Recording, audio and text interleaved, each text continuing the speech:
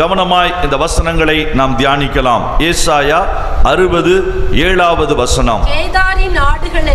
கேதாரின் ஆடுகளெல்லாம் உன்னிடத்திலே சேர்க்கப்படும். நெபாயோத்தின் கடாக்கள் உன்னை சேவித்து அங்கீகரிக்கப்பட்டதாய் என் பலிபீடத்தின் மேல் ஏறும். என் மகிமையின் ஆலயத்தை மகிமைப்படுத்துவேன். ஆண்டவர் சொன்ன அற்புதமான ஒரு வசனம், அதிகாரம் இது. இந்த ஏசாயா தீர்க்கதரிசியின் புஸ்தகத்திலே கிட்டத்தட்ட முதல் 39 அதிகாரங்கள் இந்த ஏசாயாவை, இந்த புஸ்தகத்தை மினி பைபிள் என்று சொல்வார்கள். இது ஒரு குட்டி பைபிள். எப்படி வேதாகமத்திலே 66 புஸ்தகங்கள் இருக்கிறதோ அதே போல ஏசாயாவிலே 66 அதிகாரங்கள் உண்டு. எப்படி வேதாகமத்திலே பழைய ஏற்பாட்டிலே 39 புத்தகங்களும் புதிய ஏற்பாட்டிலே 27 புஸ்தகங்களும் இருக்கிறதோ அதே போல ஏசாயாவினுடைய இந்த 66 அதிகாரங்களிலே முதல் 39 அதிகாரங்களை வாசித்து பார்த்தால் யுத்தங்கள், நியாய தீர்ப்புகள் என்று சொல்லப்படக்கூடிய பழைய ஏற்பாட்டினுடைய சூழ்நிலையை காண்பிக்கக்கூடிய ஒரு காரியம்.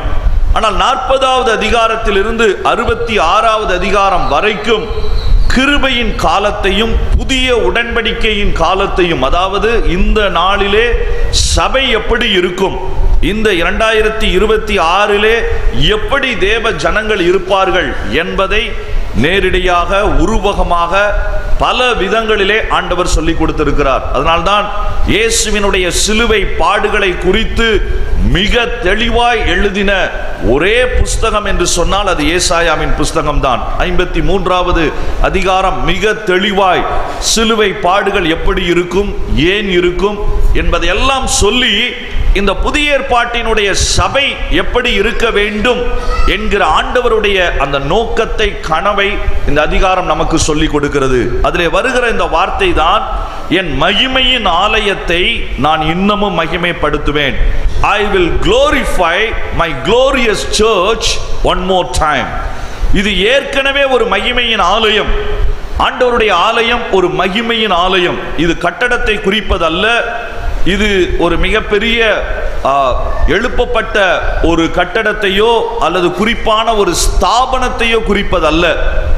ஆலயம் என்று சொல்லுவது தேவனுடைய இரத்தத்தினாலே கழுவப்பட்டு ரட்சிக்கப்பட்டு இணைக்கப்பட்ட நீதிமான்களின் கூட்டத்தை தான் ஆண்டவர் ஆலயம் அல்லது சபை என்று சொல்லுகிறார்.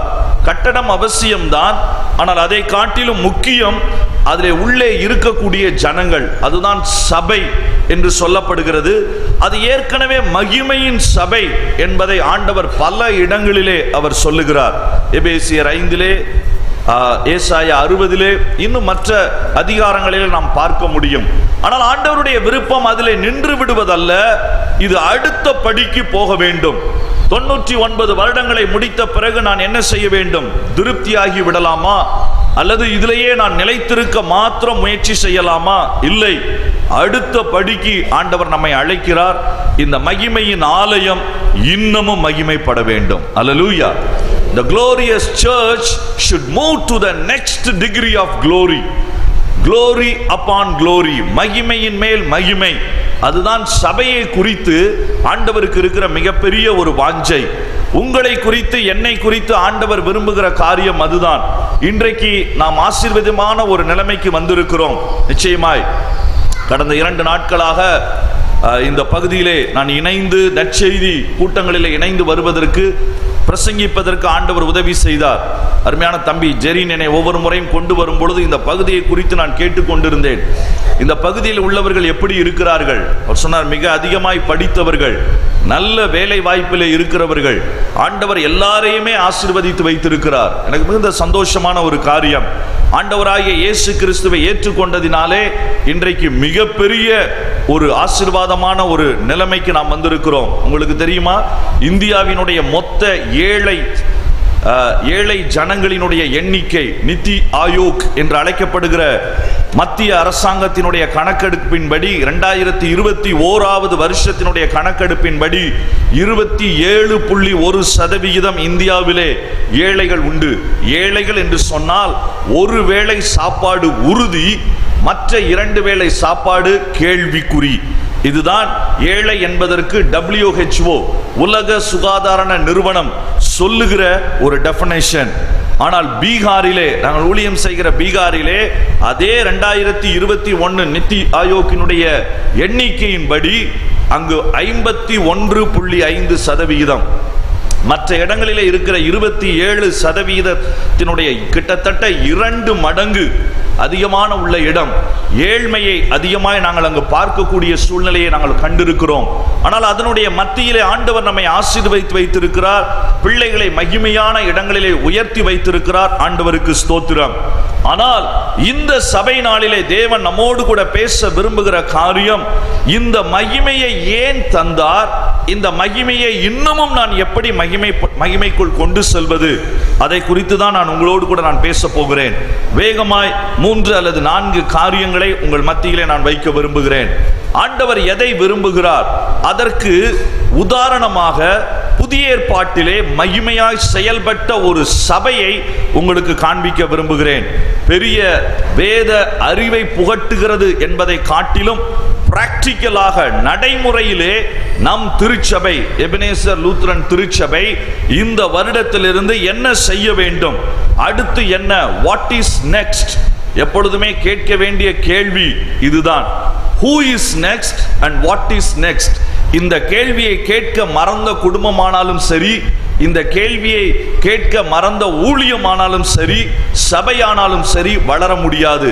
அடுத்து யார், அடுத்து என்ன, இதுதான் நம்முடைய முக்கியமான கேள்வியாய் இருக்க வேண்டும். இந்த நாளிலே வாசியுங்கள், அப்போஸ்தலர் நடபடிகளின் புஸ்தகத்திலே சின்ன சபைதான், ஆனால் புரட்சிகரமான ஒரு சபையாய், மகிமையான ஒரு சபையாய், மற்ற எல்லா சபைகளுக்கும் சவால் விடுகிற ஒரு சபையாய் எழும்பின ஒரு சிறிய சபையிலிருந்து அதனுடைய அடிப்படையிலே 4 காரியங்களை நான் வேகமாய் பகிர்ந்து கொள்ள விரும்புகிறேன். 11வது அதிகாரம், அப்போஸ்தலர் 11வது அதிகாரம்.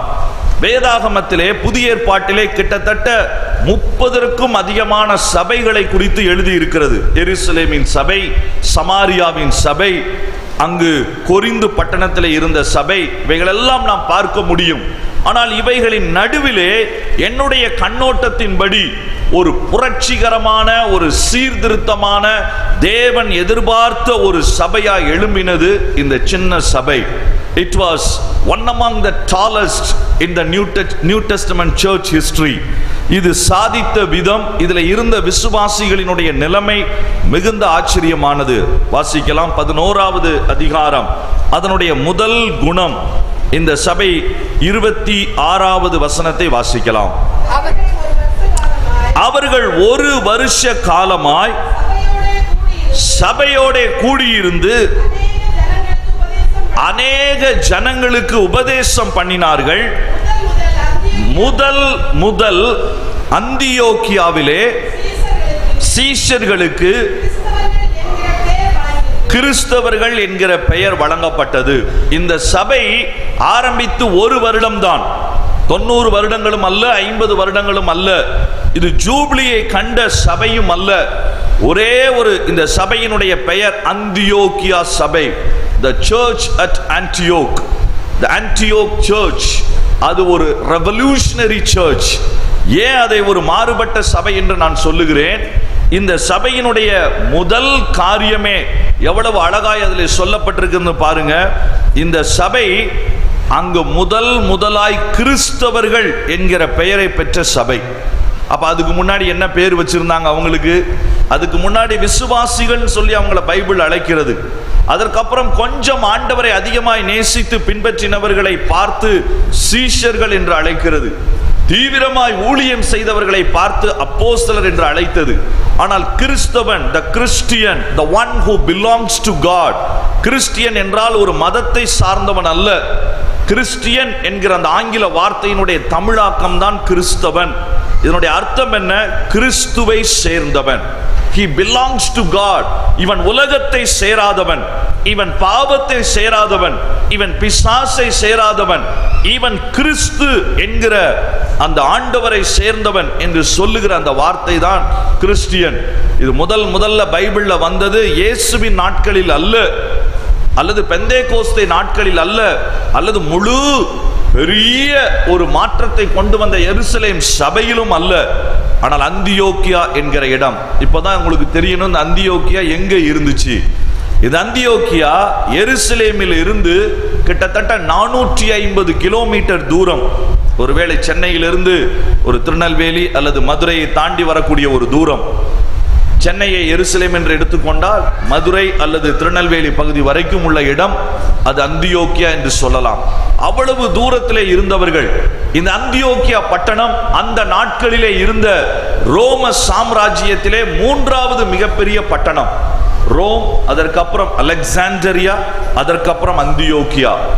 ஏன் இந்த பட்டணம் விசேஷமானது?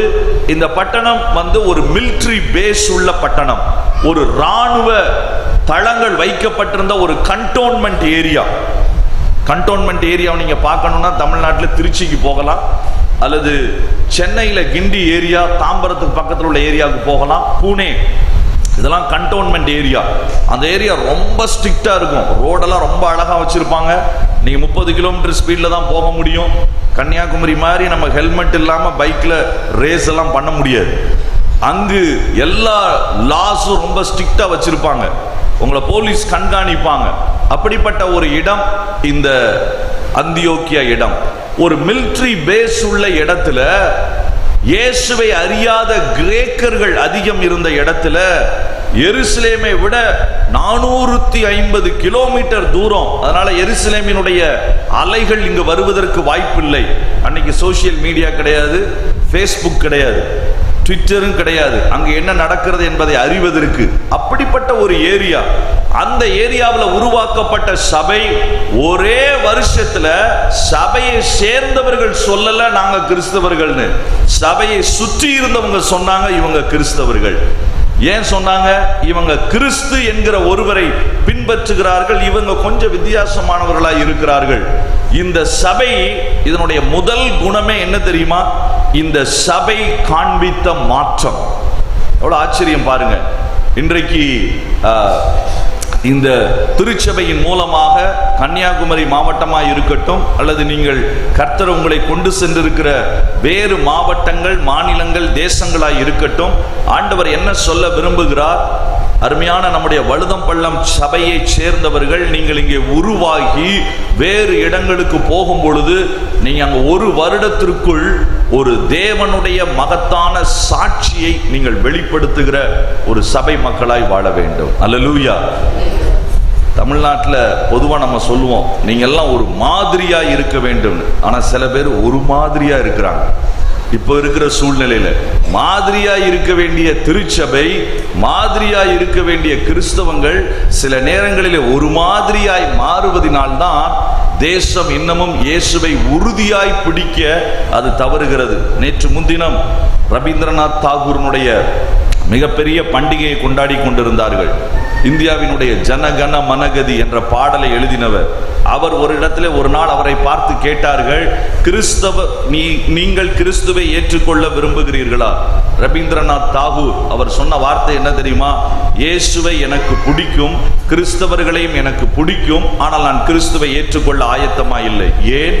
கிறிஸ்துவை சொல்லுகிற கிறிஸ்தவர்களே அப்படி வாழாமல் இருக்கும் பொழுது அவர்களிடத்திலே எனக்கு எந்த விதமான கவர்ச்சியும் இல்லை. I am not attracted towards the Christianity which does not have Christ. அதுதான் அவருடைய ஸ்டேட்மெண்ட்.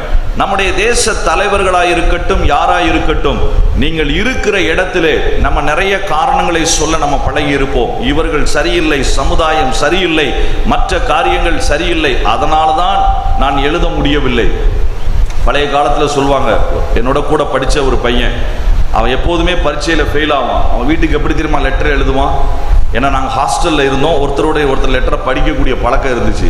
அவன் சொல்லுவான், எங்க டீச்சர் என் மேல கோபமா இருந்ததுனால என்னை மேக்ஸ்ல ஃபெயில் ஆகிட்டாரு, சயின்ஸ் வாத்தியாருக்கு என்னை பிடிக்காததுனால சயின்ஸ்ல ஃபெயில் ஆகிட்டாரு. ஆக மொத்தமே ஃபெயில் ஆனதுக்கு காரணம் யாரு?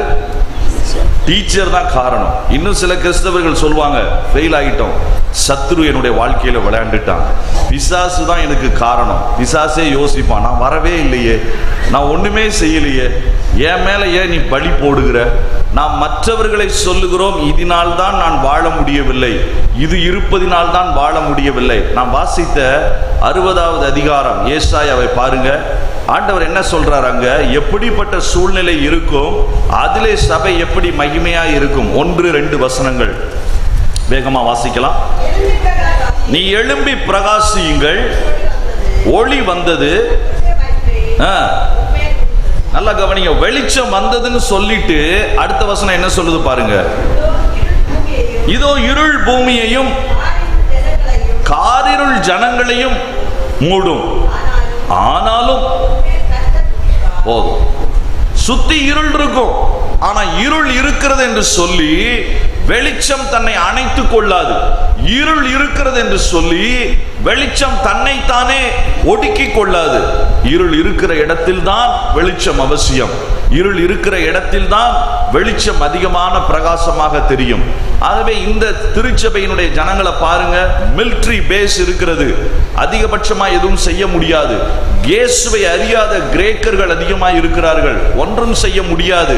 ஆனால் அந்த இடத்திலே போய் சபையை ஸ்தாபித்து 1 வருஷத்திற்குள் அந்த ஊர் ஜனங்கள், இவர்கள் தான் கிறிஸ்தவர்கள், இவர்கள் வேறு ஒரு நபரை பின்பற்றுகிறார்கள், அவருடைய பெயர் கிறிஸ்து என்று சொல்லி அவர்களே சொல்லக்கூடிய இடத்திற்கு ஆச்சரியமான ஒரு மாற்றத்தை கர்த்தர் கொண்டு வந்தார். இந்த நாளிலே நமக்கு இருக்கிற முதல் சவால், வருகிற வருஷத்திலே, வருகிற நாட்களிலே 100வது வருஷத்தை சேர்வதற்கு முன்பாக நம்முடைய சபை மாதிரி சபையாய் மாற வேண்டும். நம்முடைய சபை சாட்சியின் சபையாய் மாற வேண்டும். இதை பார்த்து மற்றவர்கள் உந்தப்பட வேண்டும், இதை பார்த்து மற்றவர்கள் தெரிந்து கொள்ள வேண்டும். ஒரு முறை சாது சுந்தர் சிங் அவர் அமெரிக்காவுக்கு போயிருந்த பொழுது, அவர் ஒரு சிகாகோ என்கிற நகரத்தில் உள்ள ஒரு நண்பருடைய வீட்டிற்கு அவர் போக பிளான் பண்ணியிருந்தாங்க. ஆனா அந்த நண்பர் ஏர்போர்ட்டுக்கு போவதற்கு முன்பாகவே அவர் இருந்த வீட்டிற்கு அருமையான சாது சுந்தர் சிங் ஐயா போயிட்டாங்க. அப்போ திடீரென்று அங்க போய் காலிங் பெல் அவர் அழுத்துகிறார். அவர் ஒரு சாது ட்ரெஸ்லேயே அவர் போயிருக்கிறாரு. அங்கு ஓட்டை வழியாய் பார்த்த அவருடைய பையன், அந்த வீட்டு ஓனருடைய பையன் வேகமாய் வந்து பார்க்கிறான், யார் இந்த காலிங் பெல்லை அழுத்துகிறாங்க. அவன் பார்த்துட்டு நேரம் அவங்க அப்பாட்ட பின்னால பேக் யார்ட்ல, அவன் வீட்டுக்கு பின்னால் அங்க தோட்டங்கள் இருக்கும், அந்த தோட்டத்தில் நின்று கொண்டு அந்த அப்பாவிடத்துல ஓடி போய் சொன்னான், அப்பா இயேசு வந்துட்டாரு. அப்பாவுக்கு ஒரே பயம், டக்குன்னு கையில போட்டிருந்த கீழே போட்டுட்டு, இயேசு வந்துட்டாரா, எங்க அப்படின்னு ஒரு பயம். என்ன வெளியில தான், வீட்டுக்கு வெளியில தான் நிக்கிறாரு. இவன் இன்னும் கொஞ்சம் பயத்தை வேற கிளப்பிட்டான். வேகமா ஓடி போய் திறந்து பார்த்தா அங்க யார் நின்றுட்டு இருக்கிறா? சாது சுந்தர் சிங் இருக்கிறார். அந்த மனிதன் சொன்ன சாட்சியாக சில குறிப்புகளில் எழுதப்பட்டிருக்கிறது, அன்றைய தினத்திலே சாது சுந்தர் சிங்கினுடைய முகத்தை நான் பார்த்தேன், அது உண்மையாகவே பிரகாசிக்கிற இயேசுவின் முகமாய் இருந்தது. அல்லேலூயா. சபை இன்றைக்கு அவசியமான தேவை எது? வெளியிலே உள்ளவர்கள் இங்கே வெளிச்சம் இருக்கிறது என்று நாம் சொல்ல வேண்டும். வெளியிலே இருக்கிறவர்கள் நம்மை பார்த்து காரிருளை அகற்ற எங்களிடத்திலே வாருங்கள் என்று சொல்ல வேண்டும். அதைத்தான் ஆண்டவர் எதிர்பார்க்கிறார்.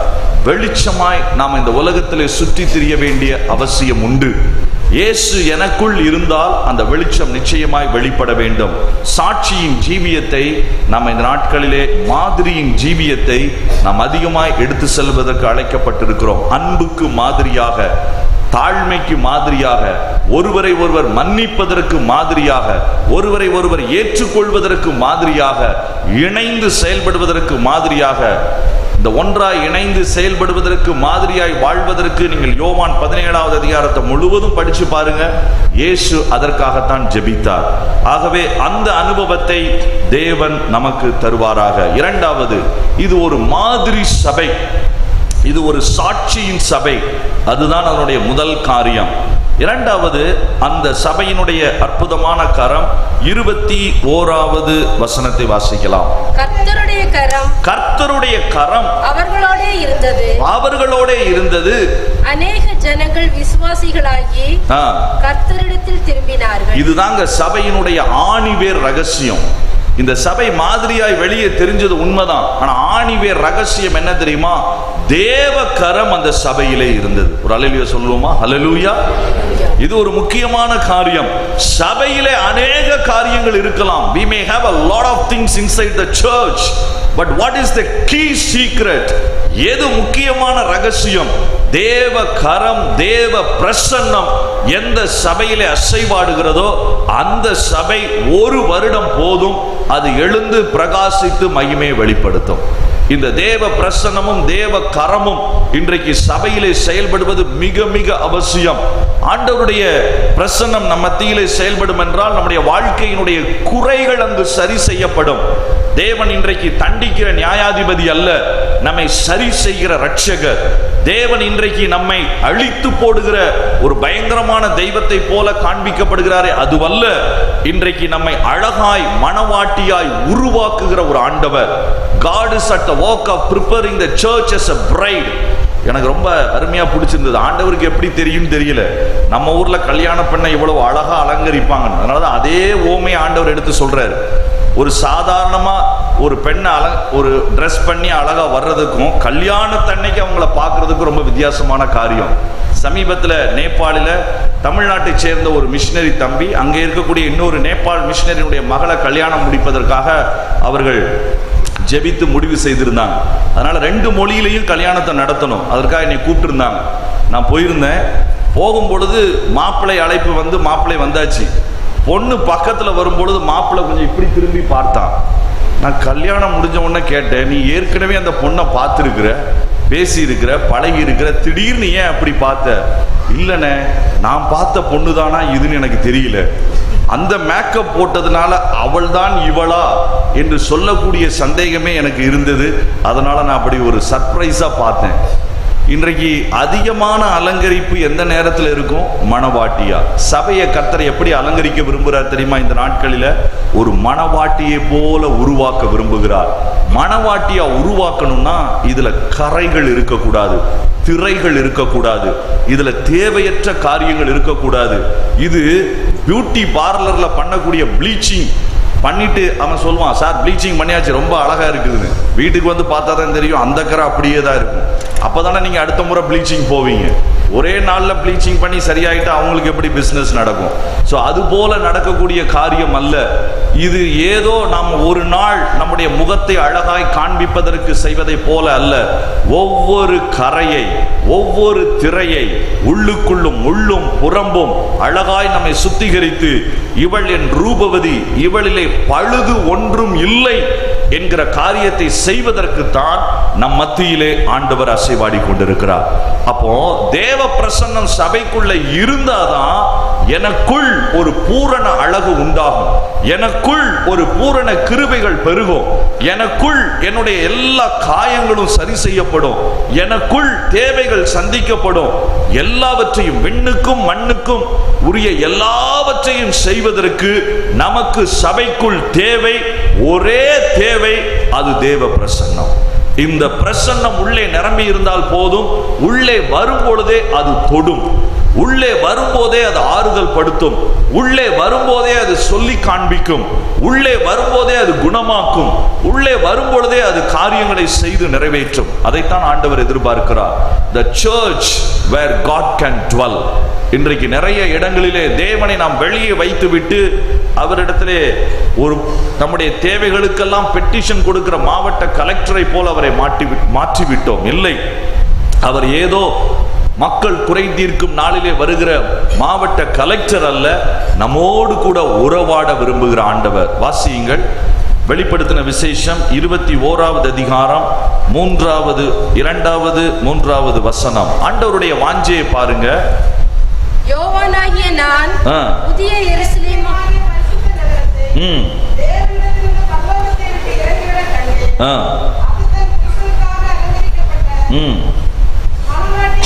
அது மணவாட்டியை போல இருந்தது. பாத்தீங்களா, சபையில நமக்கு அலங்கரிப்பதற்கு ஒரு மணவாட்டிக்கு தேவையான the best decoration, the best beautifulness, அதை கொண்டு வருவதற்கு தான் சபையில பரிசுத்த ஆவியானவர் இன்றைக்கு அசைவாடி கொண்டிருக்கிறார். 3வது வசனம், வெறும் சத்தம். It's a big thunder voice. What was that?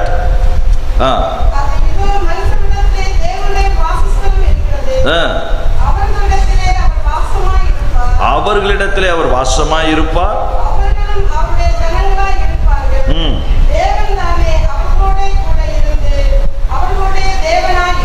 பாத்தீங்களா, ஒரு சபைக்கு தேவையான எல்லா டெக்கரேஷனை விட, ஒரு சபைக்கு தேவையான எல்லா அலங்காரமான கட்டடங்களை விட, ஒரு சபைக்கு தேவையான எல்லாவற்றையும் விட மிக முக்கியமானது தேவ பிரசன்னம்.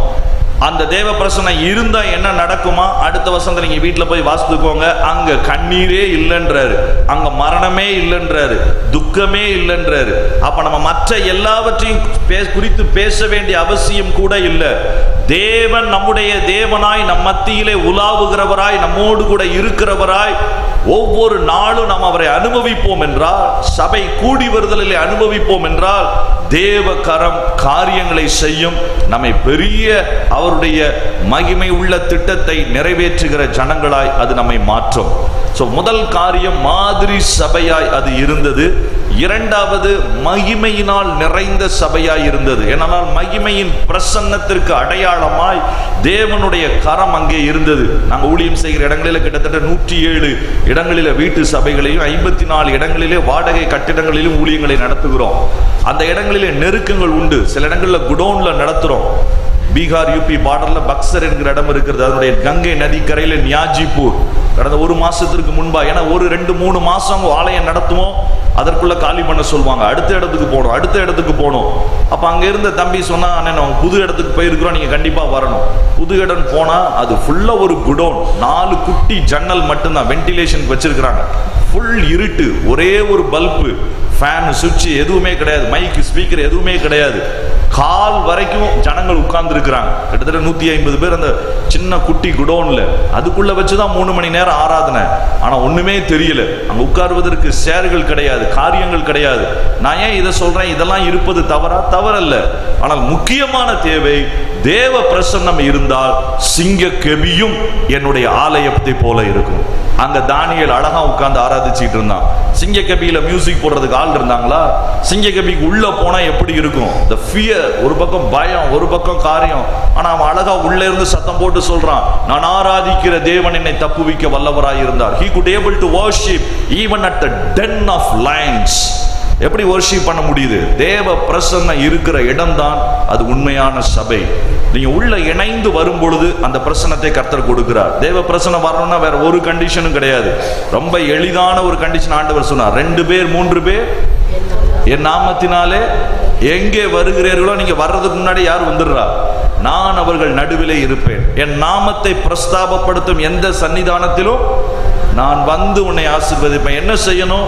we have to come in unity and purity and with the worship. நம்ம வர வேண்டியது சுத்த இருதயத்தோடு, ஒரு மனப்பாட்டோடு வந்து உள்ளத்தின் ஆழத்திலிருந்து அவரை துதிச்சு பாருங்க. தேவ பிரசன்னத்தை மரத்தடியில நீங்க அனுபவிக்க முடியும், மாளிகையிலே அனுபவிக்க முடியும். தேவ பிரசன்னம் எங்க இருக்குதோ அதுதான் ஒரு மகிமையின் மேல் மகிமையின் சபையாய் மாற முடியும். 3வது, இந்த சபை 1 வருஷம் தான் ஆயிருக்குது.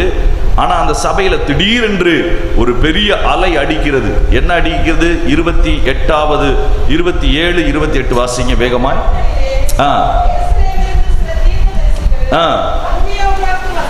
வந்தார்கள். அகபு என்கிற ஒரு தீர்க்கதரிசி எழுந்து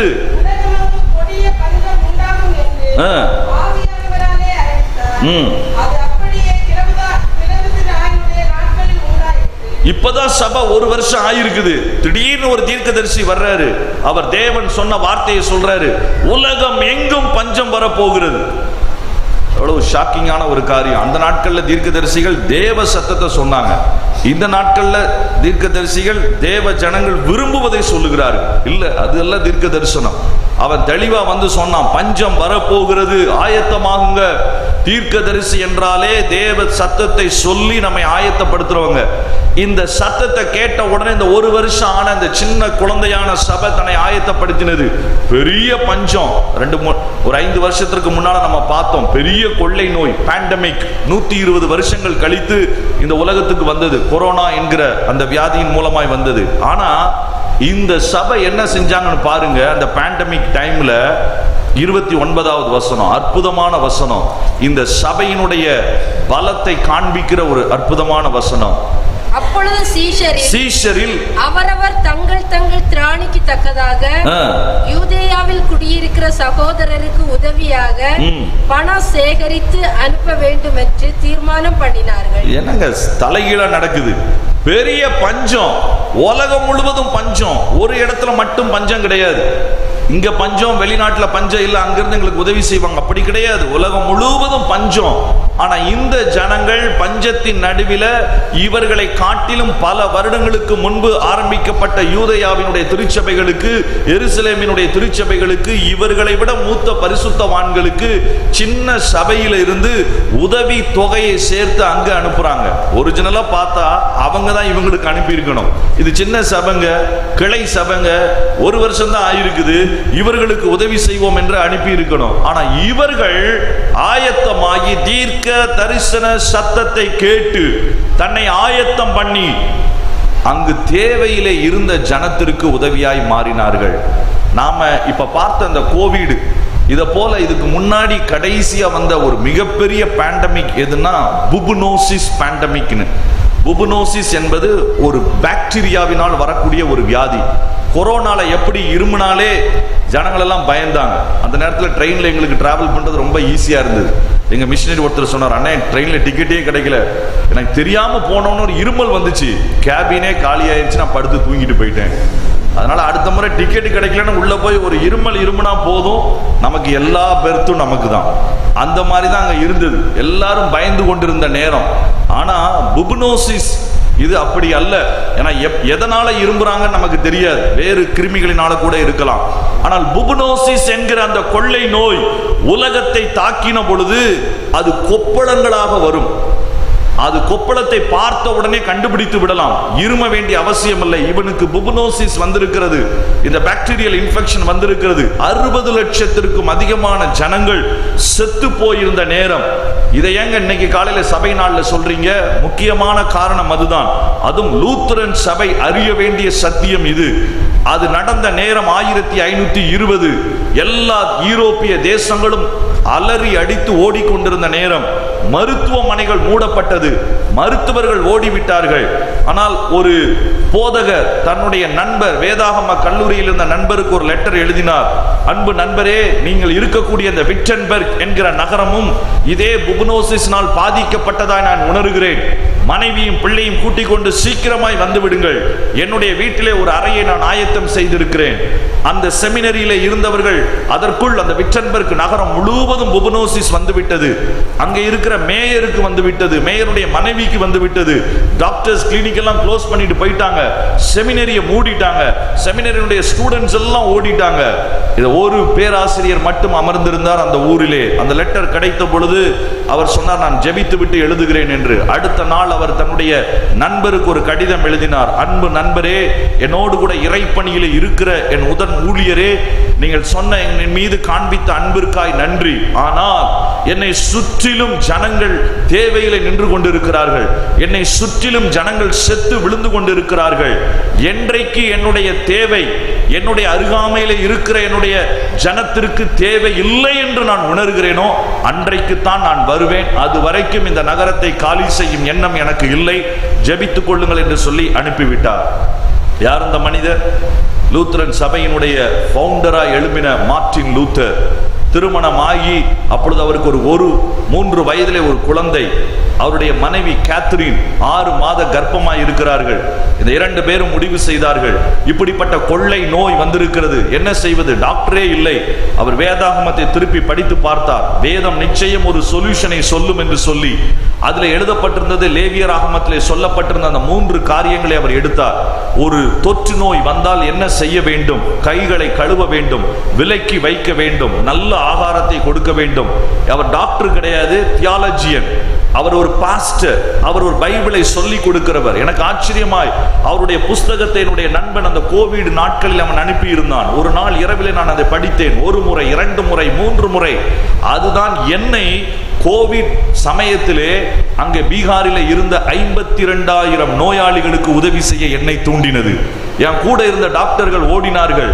எங்க மாவட்டத்தில் இருந்தவங்க எல்லாம் ஹாஸ்பிட்டலை க்ளோஸ் பண்ணாங்க. பீகார்ல இந்தியாவிலேயே மிக அதிகமாய் 109 மருத்துவர்கள் 27 நாட்கள்ல செத்து விழுந்தாங்க. பீகாரினுடைய ஹெல்த் செக்ரட்டரி, பீகாரினுடைய சீஃப் செக்ரட்டரி 2 பேரும் மரித்து போனார்கள். அது அலறி கொண்டிருந்த நேரம் நண்பர்கள் சொன்னார்கள் அங்க இருக்க வேண்டாம். ஆனால் இந்த ஆர்டிக்கல் ஒரு பழைய கிழிந்த ஆர்டிக்கல், அதை போட்டோ எடுத்து என்னுடைய நண்பன் அனுப்பி இருந்தான். 10 பக்கங்கள் தான் கிடைத்தது. மறுபடியும் படித்த இந்த மனிதன் இந்த 3 காரியங்களை வைத்துக் கொண்டு திருமணம் ஆகியிருந்த, கர்ப்பமாயிருந்த தன்னுடைய மனைவியை வச்சுக்கிட்டு சின்ன குழந்தையை வைத்து விட்டு தெருக்களிலே போய் நின்று சொல்லி கொடுத்தார். கைகளை கழுவுங்க, ஒருத்தர் தொடாதிருங்க, நல்ல ஆகாரத்தை புசியுங்க, பயப்படாதீங்க, இதை செய்யுங்க, தேவனிடத்தில் நான் உங்களுக்காய் ஜெபிக்கிறேன். ரொம்ப வியாதிப்பட்டவர்கள் வந்த பொழுது தன்னுடைய வீட்டில் இருந்த முழு பொருட்களையும் ஒரு ரூம்ல போட்டு அடைச்சாரு. இன்னொரு ரூம்ல தனக்கென்று வைத்துக் கொண்டார். மீதம் இருந்த 2-3 அறைகளை நோயாளிகள் தங்கும் அறையாய் மாற்றினார். அந்த பட்டணத்தினுடைய மேயர் தன்னுடைய மனைவியை தூக்கி கொண்டு ஹாஸ்பிட்டலுக்கு போகல, மார்ட்டின் லூத்தரனுடைய வீட்டினுடைய கதவுகளை தட்டினார். ஐயா லூத்தர், எல்லாரும் ஓடிட்டாங்க, கேள்விப்பட்டோம் நீங்க தான் செய்றீங்க, வாங்கன்னு சொல்லி அவனுடைய மனைவியை தன்னுடைய மடியிலே போட்டுக்கொண்டு அவள் மரிக்கிற தருவாயிலே இருந்தாள். அந்த நேரத்தில் அந்த கேத்ரின் அழகாய் அவர்களுக்கு ஊழியம் செய்தார்கள். அந்த மேயர் சொன்னார், என்னுடைய மனைவி மரித்து போனாள், ஆனால் அவள் மிகுந்த ஒரு நிம்மதியோடு கூட மரித்தாள், அதற்கு நீங்கள் தான் உதவி செய்தீர்கள் என்று சொல்லி அந்த பட்டணம் முழுவதும் மார்ட்டின் லூத்தரனுடைய காரியங்களை சொல்லி கொடுத்தார்கள்.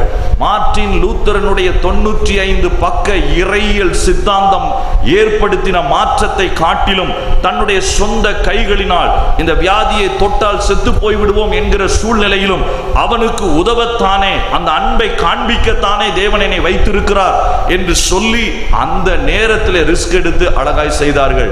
அவருடைய நல்ல குழந்தை பிறந்தது. ஆனால் தொற்று கிருமி அதிகமாக இருந்ததாலே தன்னுடைய சொந்த குழந்தை இறந்தது. ஆனால் அந்த பட்டணத்தை விட்டு அவர் நகலவில்லை. தன்னுடைய மனைவி பிரெக்னண்டா இருந்தாங்க, நகலவில்லை. அந்த இடத்திலிருந்து காரியத்தை செய்து கொடுத்தார். கர்த்தர் 1530களிலே உலகம் முழுவதும் சீர்திருத்த சபைகளை எழுப்புவதற்கு கர்த்தர் ஆயத்தமாயிருந்தார். அல்லேலூயா. எதன் மூலமாய் சபைகள் எழும்பும்? நான் பிரசங்கிக்கிற வார்த்தைகள் 20% என்றால், நான் வாழ்ந்து காண்பிக்கிற இந்த அன்பு, நான் காண்பித்து கொடுத்த இந்த மாதிரி, நான் சென்று சந்தித்தவர்கள், உலகம் முழுவதும் வியாதிதான், ஆனால் இவனுடைய கைகள் தேவனுடைய கரங்களை போல செயல்பட்டது. எனக்கு அன்பானவர்களே, இன்றைக்கு இருக்கக்கூடிய சுற்றிலும் நீங்க இருக்கக்கூடிய ஃபேமிலியில, நீங்க ஒர்க் பண்ணக்கூடிய ஏரியாவில், நம்முடைய தேசங்களில் எத்தனை ஜனங்கள், பீகார்ல ஒரு கூட்ட ஜனங்கள் இருக்கிறாங்க, அவங்க பேரு எலிகளை தின்கிறவர்கள், ராட் ஈட்டர்ஸ். 10 லட்சம் பேருக்கு மேல அவங்க இருக்கிறாங்க. யார் இந்த ராட் ஈட்டர்ஸ்? மகா தலித் என்று சொல்லப்படுகிற முஷாஹார் என்று ஹிந்தியிலே சொல்வாங்க. மூஸ்னா எலி, ஆகார்னா உணவு. அந்த எலியையும் பெருச்சாலியும் பிரித்து தான் அவங்க சுட்டு சாப்பிடுவாங்க. ஏன்னா அவங்கள வயல்ல ஏற்ற மாட்டாங்க. மகா தலித் என்பதனாலே தீட்டுப்படும் என்று சொல்லி, காலையில் போனீங்கன்னா அந்த சின்ன பிள்ளைங்க பொந்துகளுக்குள்ள கையை விட்டு இருக்கிற பெருச்சாலிகளும் எலியும் உயிரோட பிடிச்சி அதை கழுத்தை நெரிச்சு அந்த இடத்துல உள்ள சில காய்ந்து போன பேப்பரை வச்சு தீயை கொளுத்தி அதில் சுட்டு அப்படியே சாப்பிடுவாங்க. அதுதான் அவங்களுக்கு KFC. வேறு வழி கிடையாது. 35-40 வயதுகளில் செத்து போயிடுவாங்க. குடிப்பாங்க, சரியான ஆகாரம் இருக்காது. இதனால மரித்து கொண்டிருக்கிற ஏராளமான ஜனங்கள். இது நான் சொல்லுகிற ஒரு உதாரணம். இதை போல நம்மளை சுற்றிலும் இருக்கிற ஜனங்கள் தேவையில இருக்கும் பொழுது, இந்த சபை ஒரே ஒரு வருடமான சபை தன்னைக்கும் உதவி செய்தது, தன்னை சுற்றி இருக்கிறவர்களுக்கு உதவி செய்தது, யூதேயா வரைக்கும் தன்னுடைய உதவியை அனுப்பி அது காண்பித்தது. அல்லேலூயா. What is சர்ச்ங்க? எது சபை? இன்றைக்கு நாம் யார் என்ன செய்யவில்லை, யார் எதிர்க்கிறார்கள் என்பதை குறித்து பேச வேண்டிய அவசியமே இல்லை.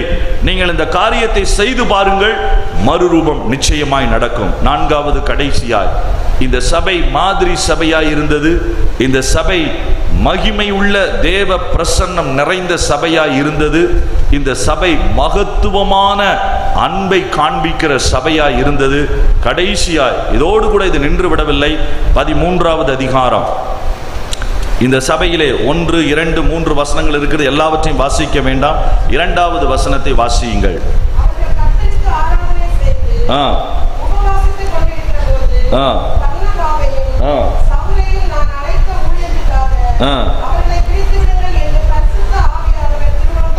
ஆச்சரியமான ஒரு சபை, உபவாசித்து ஜெபிக்கிற சபை, ரொம்ப ரொம்ப முக்கியம்.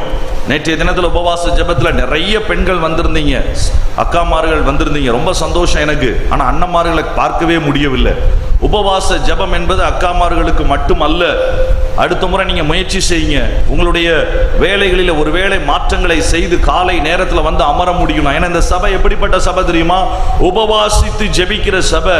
உபவாசித்து ஜெபித்து விடுதலையை பெற்றுக்கொண்ட சபைன்னு எழுதல. உபவாசித்து ஜெபித்து தேவ சித்தம் என்ன என்பதை கேட்டு தேவ சித்தம் திடீர்னு வெளிப்படுது. போதகர், அந்த சபையில் 5 போதகர்கள் இருந்தாங்க. மூத்த போதகர் பர்னபாஸ், கடைசி போதகர் பவுல், இடையில 3 பேர் இருந்தாங்க. ஆண்டவர் உபவாசித்து ஜெபிக்கும் பொழுது சொன்னார், மூத்த போதகரையும் கடைசி போதகரையும் மிஷனரியாய் அனுப்பிவிடு. நம்மளா இருந்தா என்ன சொல்லியிருப்போம்? ஆண்டவரை நீ தப்பா சொல்றீங்கன்னு நினைக்கிறேன், வேற யாரையாவது அனுப்புவோம். எப்படி இவர்கள் 2 பேர் தானே இந்த சபையினுடைய தூண்கள், அடித்தளம். இவர்களையா? இவர்களைத்தான் நீ அனுப்பு. எங்க அனுப்பணும்? நம்முடைய கிளை சபையை ஆரம்பிக்கவா? இல்ல, தூர தேசத்திற்கு அனுப்பு, சுவிசேஷம் சொல்லப்படாத இடங்களுக்கு அனுப்பு என்று சொன்ன பொழுது அடுத்த வசனம், கைகளை வைத்து ஜெபித்து உடனடியாய் செயல்பட்டார்கள். இவர்களுடைய வாழ்க்கையிலே இருந்த மிஷனரி தரிசன சபை. எனக்கு அன்பானவர்களே, நான் மிஷனரியா இருப்பதினால் பேசவில்லை. இந்த மிஷனரி சபையாக நம்முடைய சபை மாற வேண்டும் என்பதினாலே தான் இந்த சபையை உருவாக்கின இயேசுவே பரத்தை விட்டு பூமிக்கு மிஷனரிக்கு அடையாளமாய் அவர் வந்தார், தன்னுடைய ஜீவனை கொடுத்தார். மிஷனரிகளுக்காய் ஜெபிக்கிற, மிஷனரிகளை அனுப்புகிற சபையாய் நம்முடைய சபை மாற வேண்டும். தேவ ஊழியன் அழகாய் சொன்னார், ஒரு சபை பெரிய சபையா சிறிய சபையா எப்படி கணக்கெடுப்பது? அங்கு உட்கார்ந்திருக்கிற நபர்களின் எண்ணிக்கையை வைத்தல்ல, இந்த உலகத்திற்குள் மிஷனரிகளாய் அனுப்பப்பட்டவர்களின் எண்ணிக்கையை வைத்துதான் அந்த சபை பெரிய சபையா சிறிய சபையா. It is not about the seating capacity but about the sending capacity. இந்த சபை எத்தனை பேரை மிஷனரியாய் அனுப்பி இருக்கிறது என்பதுதான் இது பெரியதா சிறியதா. அதே போல பெரிய குடும்பமா சிறிய குடும்பமா, ஊழியங்களுக்காய், சுவிசேஷ ஊழியங்களுக்காய் எத்தனை ஜெபித்திருக்கிறோம், எத்தனையாய் நம்முடைய பிள்ளைகளை அதில் இன்வால்வ் பண்ண வைத்திருக்கிறோம். அதை வைத்துதான் நாம் பெரிய குடும்பமா சிறிய குடும்பமா, அதுதான் வேதம் கற்றுக் கொடுக்கிறது. இந்த அந்தியோக்கியா சபையை குறித்து ஆண்டவர் ஏன் எழுத வேண்டும்? 1 வருட சபை, ஆனால் இந்த சபை செய்த அசாத்தியமான காரியங்கள். எருசலேம் சபை அனுப்புவதை நிறுத்திவிட்டது. சமாரியா சபையிலிருந்து அடுத்த ஜனங்கள் அதிகமாக எழும்பவில்லை. எருசலேமிலிருந்து அடி வாங்கினவர்கள் ஓடி வந்துதான் இந்த சபையை ஆரம்பித்தார்கள். அவர்கள் பயந்து போய், இந்த சபையை ஆரம்பித்தவர்கள் சாதாரண விசுவாசிகள், அப்போஸ்தலர்கள் அல்ல. அதுவுமே ஆச்சரியமான காரியம். It was founded not by the full-time people, missionaries or the pastors. It was founded by the ordinary scattered people, those who were wounded by the persecution. உபத்திரவத்தினால் நசுக்கப்பட்ட ஜனங்கள் ஓடி வந்து ஆரம்பித்த இந்த சபை. ஆகவே இந்த சபை நசுக்கப்படுகிற மற்றவர்களை குறித்து கரிசனை கொண்டிருந்தது. இன்றைக்கு லூத்தரன் சபை அங்கு யூரோப்பிய நாடுகளிலே வெடித்த ஒரு மிஷனரி தாகம் இங்கே அவர்களை கொண்டு வந்தது. சீகன் பால்க் அவர்களையும் மற்றவர்களையும். இங்கே இருந்து வெடிக்க வேண்டிய காரியம் இன்னமும் பாக்கி இருக்கிறது. இந்த சபைக்கு வாட் இஸ் நெக்ஸ்ட், இன்னமும் என்ன தேவை என்றால் இந்த 4 காரியங்களை நான் தைரியமாய் சொல்லுவேன். நீங்கள் மாதிரியாய் எழும்ப வேண்டிய நேரம் இது. மாதிரி சபையாய் மாறுங்கள். 2வது, நீங்கள் மகிமையின் பிரசன்னம் நிறைந்த சபையாய் மாறுங்கள்.